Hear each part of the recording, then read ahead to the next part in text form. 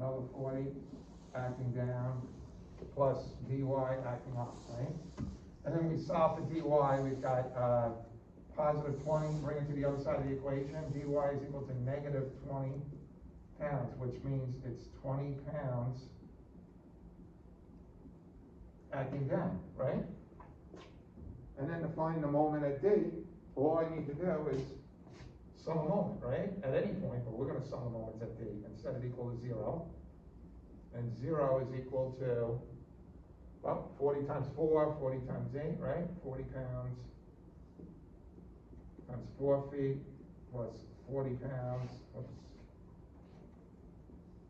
40 pounds times 8 feet, and those are both positive moments, right, with respect to D. And then we have the 100-pound force, which is acting up, which is going to produce a negative moment, and its moment arm is 5 feet, negative, plus the moment at the fixed support that's unknown. And we said we put it in a positive sense, so it's positive, right? And we solve for MD. We got 160 plus 320 minus 500. And I bring it to the other side of the equation, I should get a positive 20, yeah? And the moment at D is equal to a positive 20 foot-pounds. So it's rotating counterclockwise, right? And that's the answer for part A. Not too intriguing or anything, right? I mean, the key to it was free-body diagram, equilibrium equations, and making sure that we realize when we sum the moments, we just include that. Right, unknown moment in my equation. But look at part B. I like that. This is one thing I like about this problem with part B. It was kind of interesting, a little bit. The free body diagram is exactly the same, right? For this, with the exception of this is 90 pounds, right? 40, 40, dx, dy, md. So let's go through the gyrations for dx is equal to 0. Sum of the forces of y is equal to 0, and I expect to see it's only 10 pounds. It's going to be a 10-pound difference, right? 0 is equal to 40 down plus 40 down, right?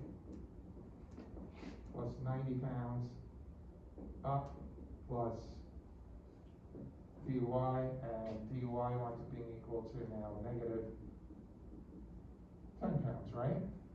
Which is equal to 10 pounds acting down. Remember when you solve these for the exams, the sense of the force is what's important, right?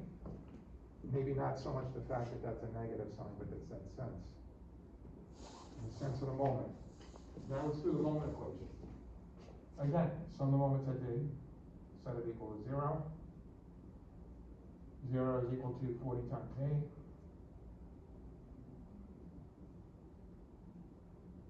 Positive 40 pounds times 4 feet, positive, and we have MD plus 90 pounds times 5 feet. And that's a negative moment, right? When I solve for this, look what happens here.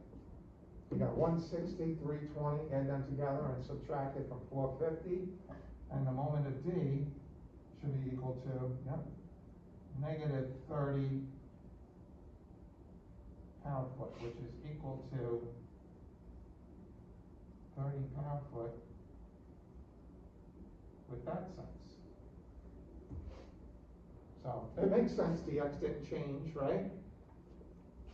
We only lost 10 pounds, right, for the dy because it was a 10-pound difference. But look at the moment, how much, 10 pounds, how significant the concept of the moment is, right? Because it's 5 feet away, at 10 pounds, we went from a 20 foot-pound positive rotation to a 30 pound-foot negative rotation.